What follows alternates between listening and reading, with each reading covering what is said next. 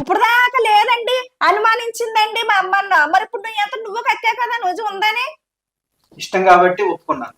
ఏంటి ఇష్టం అయ్యా? ఇష్టం మేడం అబ్బాయి అంటే. అన్న పిల్లలు ఇష్టమా? విషయాలు ఏం చేస్తాడు వాడు? ఈ విషయం నీ అన్నగారు తెలిస్తే ఏమవుతుందో తెలుసా మీకు? అసలు బతకగలడా? బతకడం మాట ఎలా ఉంచమ్మా, అసలు వచ్చేదన్నా చేస్తే ఏం చేస్తావు? ఏం చేయమంటా? నీ కొడుకు వచ్చి నా మీద చెయ్యేస్తే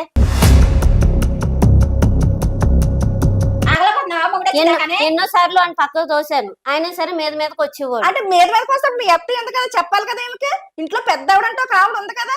మామూలుగానే అనుమానించే మనిషి అండి, ఇంకా చెప్తే ఆమె ఇంకా రచ్చ చేస్తది. రచ్చ చేయడం నాదే తప్పు అనుకుంటది. ఇప్పుడు నీదే తప్పు కదమ్మా. మరి ఆ పిల్లోడు వచ్చి నా మీద చెయ్యేస్తేనే కదా